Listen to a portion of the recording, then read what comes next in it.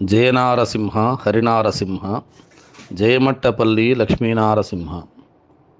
శ్రీ సద్గురు కేశవతీర్థ స్వామివారి సంకల్పానుసారము త్రయాహ్నికముగా శ్రీ లక్ష్మీనరసింహ అఖండ నామయజ్ఞ సహిత కళ్యాణ మహోత్సవములు మనకు శ్రీ రామతీర్థ సేవాశ్రమం పిడుగురాళ్ళనందు మనకు బుధ గురు శుక్ర 3 రోజుల పాటు జరుగుతాయి.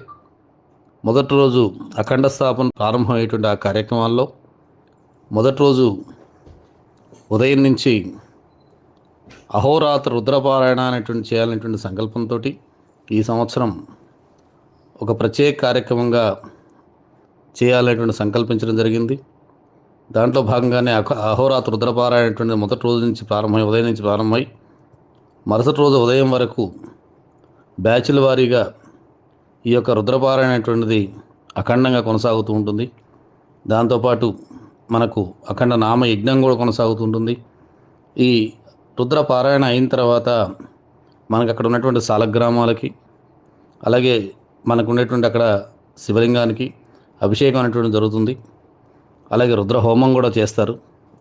ఈ మొదటి రోజు కార్యక్రమంలో ఈ రుద్రపారాయణతో ప్రారంభమై మరుసటి రోజు ఉదయం రుద్రహోమం, అలాగే మధ్యాహ్నం అభిషేక కార్యక్రమంతో పూర్తవుతుంది. అలాగే రెండో రోజు సాయంకాలం ప్రతి సంవత్సరం మనం నిర్వహించుకునే విధంగా లక్ష మల్లికా పుష్పపూజ అనేటువంటి జరుగుతుంది. దీంట్లో రాజ్యలక్ష్మి సమేత లక్ష్మీ నరసింహస్వామి వారికి ఈ లక్ష మల్లికా పుష్పపూజ అనేటువంటి జరుగుతుంది. లక్ష్మీ నరసింహ సహస్రనామంతో ఈ కార్యక్రమం అనేటువంటిది జరుగుతుంది.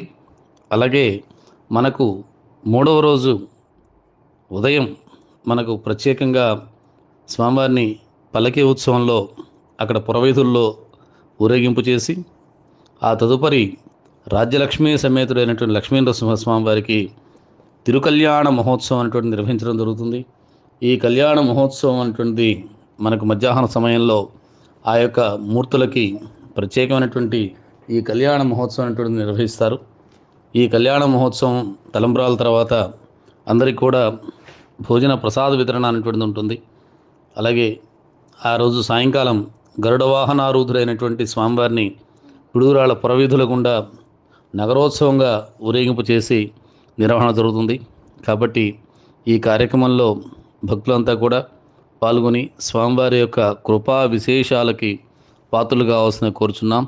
అలాగే ఈ యొక్క విశేషమైన కార్యక్రమానికి అందరూ కూడా యథాశక్తిగా మీ యొక్క స్వామివారికి సేవా కైంకర్యాన్ని, అలాగే మనకు ధనరూపేణ వస్తురూపేణ కూడా స్వామివారికి ఈ యొక్క కార్యక్రమంలో మనం యథాశక్తిగా పాల్గొని రాజ్యలక్ష్మీ సమేతుడైనటువంటి లక్ష్మీనరసింహ స్వామివారి కృప పొంది స్వామివారి అనుగ్రహాన్ని పొందుదాం. ఈ కార్యక్రమం వివరాలకి, అలాగే ఈ కార్యక్రమానికి ధనరూపేణ వస్తురూపేణ సహకరించేవారు జానపాటి ప్రసాద్ గారిని, జానపాటి కుమార్ గారిని వీళ్ళని సంప్రదించి అక్కడ ఆ కార్యక్రమంలో మీరందరూ పాల్గొనాల్సిందిగా కోరుచున్నాం. జయనారసింహ హరినారసింహ జయమట్టపల్లి లక్ష్మీనారసింహ.